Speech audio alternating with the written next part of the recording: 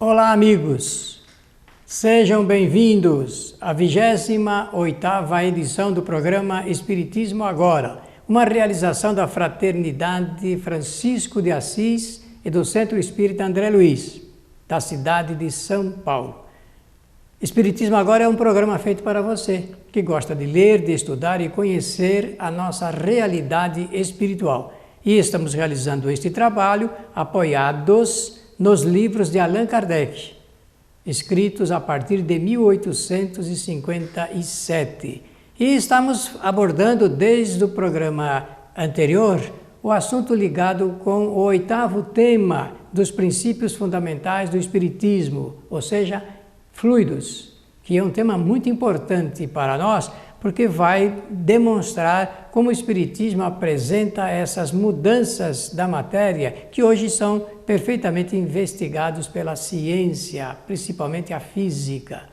E paramos lá naquele assunto ligado com a menor parte da matéria que existe. Estamos falando das partículas subatômicas. Conforme dissemos, nós não somos cientistas. Estamos apenas, do ponto de vista filosófico, abordando e lendo o que a ciência está apresentando e o que Allan Kardec textualizou num livro de 1868, intitulado A Gênese, que é um livro muito importante da literatura espírita e todas as pessoas que gostam de conhecer o Espiritismo precisam ler. Ler o livro A Gênese, estudá-lo e fazer as devidas comparações. E paramos lá naquele assunto ligado com o tamanho das partículas subatômicas. E na tela você já está vendo aí uma pergunta muito interessante de ser examinada. Qual o tamanho do átomo? Nós já citamos isso anteriormente, mas valerá a pena repetir, porque quanto mais nós repetirmos, mais nós poderemos aprender sobre esta matéria. O átomo, conforme diz a ciência, é 10 milhões de vezes menor do que 1 milímetro. Então faça uma ideia do que seja 1 milímetro. Talvez a melhor maneira de fazer essa experiência é você calcar no meio de uma folha de papel sulfite branquinha, calque lá um lápis bem apontado no meio da folha. Depois retire o lápis e olhe o que esse pontinho minúsculo que ali está. Imagine, apenas do ponto de vista hipotético, que ali tenha 1 milímetro. Então, se quiser saber qual é o tamanho do átomo, simplesmente é entender que ele é 10 milhões de vezes menor do que esse ponto escuro que nós calcamos na folha branca sulfite. Esse estudo é importante para nós, os espíritas, porque pode nos aproximar de uma realidade da qual nós não temos nenhuma ideia ainda, que é o pensamento agindo sobre diferentes partículas da matéria. Porque quando nós falamos de fluidos no Espiritismo, quantas vezes você vai ao centro espírita receber o tratamento através do passe? E o que é isso senão a transferência de fluidos? Se são fluidos, são matéria. Se são matéria, é de um tipo que nós não conhecemos, não podemos pegar, não podemos medir e nem pesar. Nós não podemos pegar, nem medir e nem pesar. Essa referência das mãos, conforme eu vou falar no último programa sobre fluidos, é simplesmente um ponto de referência didática, porque nós não temos nenhuma ideia, nós não podemos jogar fluidos com as mãos, porque está fora da possibilidade de apanhá-los, porque nós estamos falando aqui de matérias subatômicas. Então imaginemos o seguinte, se o núcleo de um átomo fosse do tamanho de um limão, com um raio de 3 centímetros, os elétrons mais afastados estariam cerca de 3 quilômetros de distância. Dá para entender o que é isso? Para imaginar? Mesmo vendo esta figura e fazendo um esforço muito grande no pensamento, ainda nós não podemos captar o que realmente isso significa em termos de dimensões.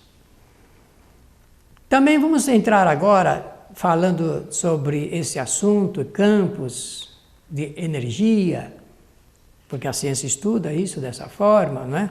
Falamos que o Espiritismo apresenta com o nome de fluidos, a ciência apresenta com o nome de energia.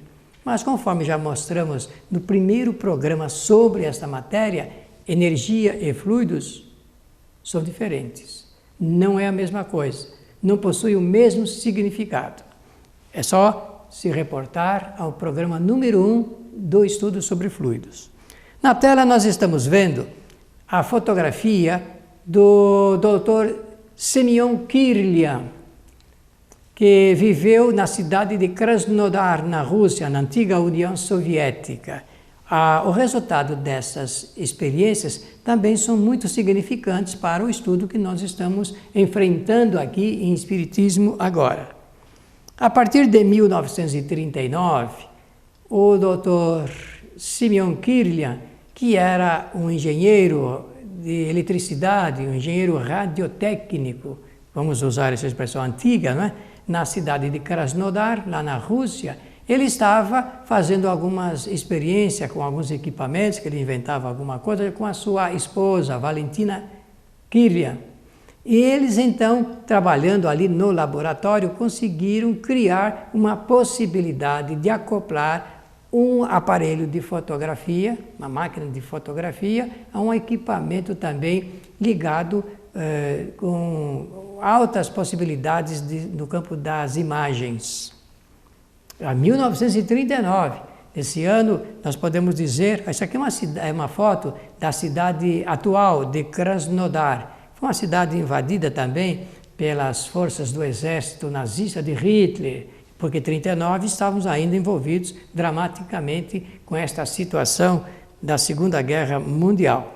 Aqui uma foto de Semyon e a Valentina Kirlian, os dois ali no seu laboratório realizando essas experiências. E o que é que de notável se apresentou depois das experiências de Kirlian? É que ele conseguiu, através dessa máquina de fotografia que eu salientei aqui, acoplado, ele conseguiu fotografar campos bioplasmáticos, como chamam os cientistas, campos de energias, de coisas que não se movem e também com vegetais. As experiências primeiras do Dr. Kirlian foi com os vegetais, com folhas e galhos de árvores e de flores.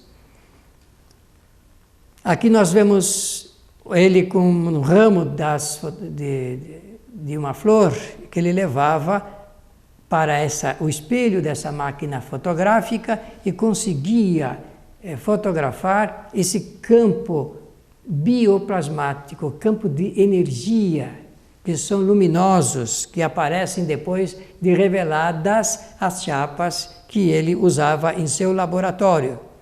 Olha, essa é a fotografia de uma folha que foi fotografada também depois do Kirlian, porque ele fotografava, penso que em filme não colorido, mas esse já é de um filme colorido. Aqui é de uma mão de uma pessoa. O que nós vemos aí nessa luminosidade, nessa fosforescência, é esse campo de energia, chama-se campo energético. Os vegetais possuem, os homens também, e também os minerais. Qualquer coisa que se coloque na chapa, no espelho da máquina fotográfica, depois de revelada, acusa esse campo de energia. Olha, isto é muito importante para nós, para os nossos estudos, inclusive para entendermos como é que se faz transferência de energia e também transferência de fluidos, que são duas coisas totalmente diferentes. Mais uma foto de uma folha captada, aqui de um dedo de uma pessoa, notem a luminosidade e varia as cores, é o que menos importa, o colorido. O que importa mesmo é perceber que existem mudanças ligadas a um fato que eu vou comentar dentro de pouco tempo para nós entendermos como é que funciona a captação desse campos de energia. De o dedo de uma pessoa e outra vez da folha da árvore. Esta é uma versão moderna dessa máquina chamada máquina Kirlian. Existem vários modelos hoje no mundo porque é muito utilizado em diversos setores. Como, por exemplo, eu citei a União Soviética. No tempo do Sr. Kirlian, o governo da União Soviética, antiga, hoje é Rússia, o governo da União Soviética, através desse trabalho de Kirlian, conseguiu salvar plantações de trigo e então salvou a economia russa, que estava entrando em colapso, exatamente porque havia uma quantidade muito grande de grãos que estavam doentes, estavam enfermados.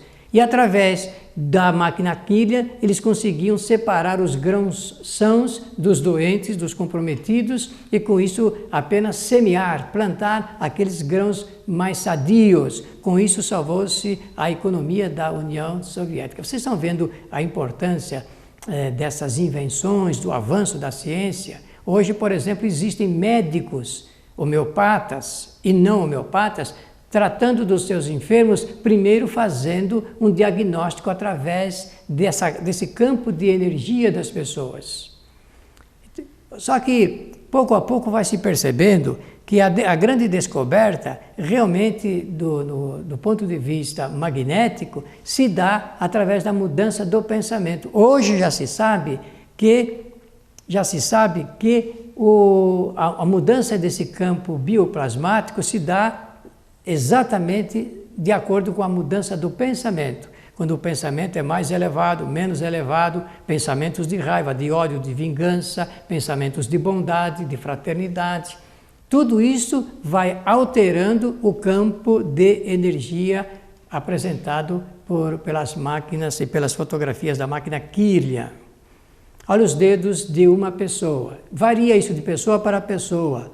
Já tivemos oportunidade de fotografar muitas pessoas e cada uma tem, então, o seu campo de energia apresentado. Aqui é de uma chave. Note que eu falei que até objetos inertes têm o seu campo de energia. Mais o dedo de uma pessoa. E eu coloquei esta transparência com esta ilustração apenas para lembrar você que às vezes as pessoas usam a palavra aura. Veja que é uma palavra muito antiga, mas no fundo está querendo salientar esse lado do campo da energia da máquina Kirlian, ou efeitos Kirlian, feitos do campo bioplasmático de cada pessoa. Por último, eu quero dizer a vocês, falando da máquina Kirlian, que foi apresentado um trabalho muito interessante que saiu publicado na revista Planeta, uma revista séria de divulgação de experiências e estudos a respeito de variados temas ligados com o espírito e o homem, que um médium de Umbanda foi fotografado em estado normal, vejam a figura número 1, durante o processo de transferência de fluidos, ou de energia, melhor dizendo, para uma pessoa, através do passe no meio e depois, após essa transferência. Notem que olha, isso tudo se passou rapidamente, de um trabalho para o outro, no mesmo 10 minutos, digamos assim. Vejam vocês como é que variou o campo de energia do médium, do qual estava sendo transferida a energia para a pessoa que recebeu. Então, é preciso que tenhamos sempre esse lado com seriedade, para que temos que modificar a nossa forma de vida para, inclusive, melhorarmos o nosso campo energético e campo fluídico também. Agora vamos fazer um breve intervalo e retornaremos logo a seguir. Apoio cultural.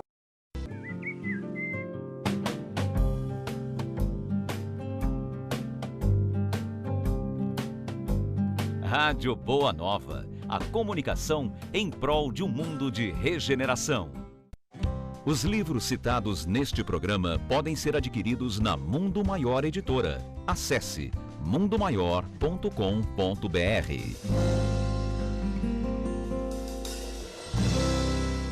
Um simples gesto, um ato de enormes proporções. Um simples gesto é capaz de dar apoio, acolher, educar, alimentar. Um simples gesto traz com ele benefícios incalculáveis. Um simples gesto contribui para realizar o bem. Participe para que a rede social do bem possa aumentar a sua capacidade de multiplicar as suas ações sociais. Pratique isso na hora que você for pagar a sua próxima compra. Use o cartão de crédito exclusivo O Bem. Peça já o seu cartão. Ligue 0800 644 2273.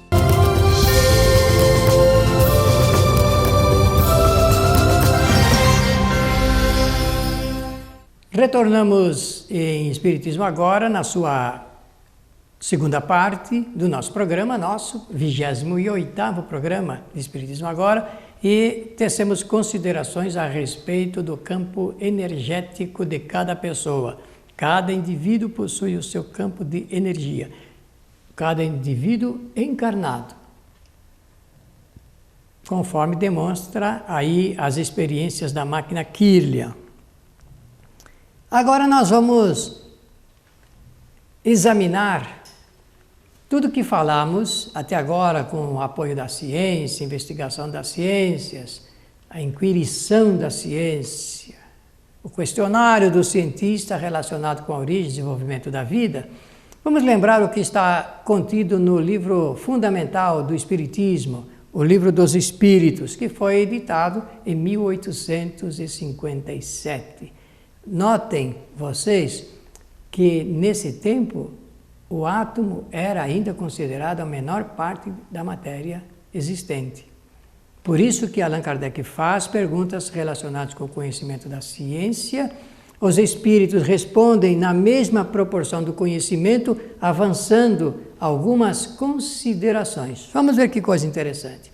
Olhem as perguntas inteligentes que constam do Livro dos Espíritos, como a de número 29, por exemplo. A ponderabilidade é um atributo essencial da matéria? O que ele está querendo saber, veja que existe o ponderável e o imponderável. O imponderável é o que não se pode pegar, medir e pesar. E o ponderável é o que se pode investigar. Então Allan Kardec quer saber, levantando esta questão, toda matéria, toda e qualquer matéria é ponderável? Prestem atenção nesta pergunta feita pelo codificador do Espiritismo. E a resposta, olhem que interessante. Da matéria, como vocês entendem, sim. Por quê? Porque só se conhecia 3 estados da matéria, até 1857. Sólido, líquido e gasoso. Só lá em 1872, vejam a diferença de tempo, é que o cientista William Crookes apresentou, em nome da ciência, o 4º estado da matéria, o estado radiante, o estudo que ele fez com os raios catódicos, que a ciência reconhece. Então, olha como os espíritos dizem assim, olha, Kardec, da maneira como você entende a matéria, sim, mas não da matéria considerada como fluido universal, porque eles já estavam se referindo a outros estados da matéria que não esses 3, o 4º, o 5º, o 6º e até onde for, até chegar no grau de pureza absoluta, conforme está lá no livro chamado A Gênese. A matéria etérea e sutil que forma esse fluido é imponderável para vocês, vocês não podem pegar, medir ou pesar. Mas nem por isso deixa de ser o princípio da matéria como conhecem. Então isso é importante, querido amigo, porque nós precisamos nos capacitar de que existem outros estados da matéria até chegar na matéria primitiva original, matéria-prima da constituição do universo, conforme está lá no Livro dos Espíritos e também no livro A Gênese de Allan Kardec. Aí ele faz outra pergunta que nós podemos considerar muito avançada para 1857. A matéria é formada de um só ou de muitos elementos? Eles respondem, de um só elemento primitivo. Os corpos que vocês consideram como corpos simples não são verdadeiros elementos, mas transformações da matéria primitiva. O Espiritismo está anunciando isso em 1857. Só depois de 1890, a ciência desenvolve os seus estudos para comprovar tudo aquilo que o Espiritismo apresentou na parte original do conhecimento espírita em 1857. Demócrito, então, conforme nós já falamos em nosso programa, o Espiritismo agora vem falando de Demócrito desde o início. É autor da teoria da existência do átomo. E ele diz assim, agora vamos juntar os nossos conhecimentos. A matéria é composta de um número infinito de corpos indivisíveis, a que se dará o nome de átomos. Estão lembrados? Eu disse que o nosso amigo Demócrito viveu na Grécia, nasceu em 370, e ele, 500 anos antes de Jesus, vamos usar esse tempo para ficar mais fácil, antes de Jesus nascer, ele estava anunciando a parte da matéria menor que existe e que deu o nome de átomo. Continua ele falando, isso aqui é o enunciado dele. Os átomos, desde toda a eternidade, ou desde o começo das coisas, são dotados de certos movimentos. Está falando lá da matéria-prima do universo, que Allan Kardec e os espíritos anunciam como espírito e matéria, matéria original, e que vai sofrer as modificações. Tudo no universo tem movimento. A nossa própria alma não é mais do que um agregado de átomos, particularmente tênues e sutis. Vou explicar isso bem para não deixar nenhuma sombra de dúvida da relação que existe entre o enunciado de Demócrito e o que está ali no Livro dos Espíritos. Quando ele fala nossa alma, ele está falando do perispírito, que é um corpo fluídico do espírito, que nós vamos estudar logo em seguida sobre esse assunto. O próximo tema nosso, depois que nós vencermos fluidos, será perispírito. E o perispírito é um corpo fluídico, portanto, material, de um tipo de matéria que o espírito usa para poder se apresentar. A nossa própria alma, então eu vou usar a linguagem moderna para facilitar. O nosso perispírito não é outra coisa que não um agregado de átomos particularmente tênues e sutis. Isto é, o perispírito é um agregado de átomos, partículas subatômicas, por isso que ele usa esta expressão. Mas, meus amigos, Demócrito está falando lá antes de Jesus de Nazaré nascer. Prestem atenção como isso é importante para nós. Esse conhecimento vem desde tempos antigos. Quando quase todos o deixam, isto é, quando a maior parte dos átomos desse agregado deixa o corpo, dá-se a morte aparente. Isto é, parece que morreu, mas ainda está ligado, está agregado. E quando todos esses átomos não o deixam, dá-se a morte definitivamente, quando se rompe todas as ligações atômicas do perispírito com o corpo físico. Veja como é importante a apresentação da teoria de Demócrito. É provável que, quando um certo número desses átomos deixam o nosso corpo, dá-se o sono, porque à noite, quando nós colocamos o nosso corpo para deitar, para se refazer das energias gastas do dia, então nós nos afastamos parcialmente do corpo, não definitivamente. É isso que ele quer dizer. O sono dá quando existe esse afastamento do perispírito do corpo físico. Ele nasceu em 370 e morreu em 460 antes de Jesus nascer. É o contrário, 460 é o nascimento e 370 é o ano da sua morte, próximo já da idade em que Jesus viveu conosco.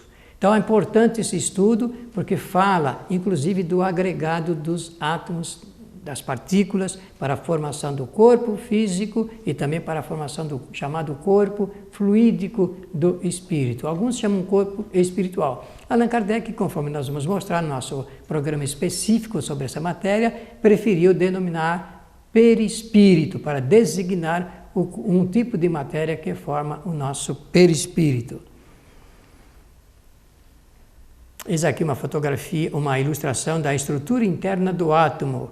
Coisa complexa, mas que nós precisamos pouco a pouco conhecer para valorizarmos os estudos que a ciência faz e também os estudos da nossa doutrina. Em 1868, Allan Kardec, então, apresenta o livro A Gênese como uma grande contribuição para a humanidade. É um livro tão importante que ele fez questão de introduzir, inclusive, sobre o trabalho, a vida, a obra e a doutrina de Jesus de Nazaré. Há momentos nesse livro em que a teoria espírita apresenta com nitidez o que representou Jesus e o seu trabalho como contribuição para a cultura humana. E esse assunto fluidos está encerrado no capítulo número 14, conforme nós apresentamos aqui para vocês. Fluidos, portanto, meus amigos, no estudo espírita, representa um exame de outros estados da matéria que não os estados conhecidos. E Kardec escreve, está lá entre aspas, porque são palavras do nosso codificador. O ponto de partida do fluido universal é o grau de pureza absoluta do qual nada pode dar uma ideia. O ponto oposto é a sua transformação em matéria tangível. Entre os dois extremos existem inúmeras transformações. Aqui é o ponto de partida, fluido cósmico universal, ou a matéria-prima, da onde vai sair o Big Bang, digamos assim, apresentado pela ciência, e as modificações dessa matéria até chegar no extremo, olha como está lá, o lado oposto é o tipo de matéria que nós conhecemos, o sólido, o líquido, o gasoso, o radiante e depois todos os demais estados que ainda nós não conhecemos e que representa as inúmeras transformações. Eu posso garantir a você que o Espiritismo, ele anunciou antes e está acompanhando, está do lado da ciência.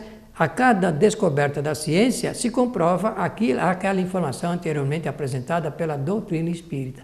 Até agora não existe nenhuma contradição. A matéria sólida, diz Allan Kardec, não passa de um estado transitório do fluido universal. O sólido, tudo que nós podemos pegar, medir e pesar, não passa de um estado transitório porque está em fase de modificação. Então, posso dizer que fluidos, sendo matéria, tem o lado ponderável, que nós vemos, medimos e pesamos, e o imponderável, que nós não podemos medir, nem pesar, nem apanhar. Fluidos, em sua origem, são neutros. O que dá qualidade aos fluidos são os pensamentos das pessoas. Estão lembrados? Já falamos isso no programa anterior. Agimos sobre os fluidos com o nosso pensamento, aglutinamos, damos qualidade e direcionamos. Imagine uma pessoa em um hospital precisando de socorro. Então a gente diz, vamos socorrer através dos nossos pensamentos, pedir aos espíritos médicos, enfermeiros que hoje ajudem. O que é que nós fazemos? Fazemos a nossa prece, aglutinamos fluidos, damos a qualidade de acordo com o nosso sentimento e fazemos o direcionamento dessa quantidade de fluidos até chegar na pessoa objeto do trabalho que nós pretendemos fazer.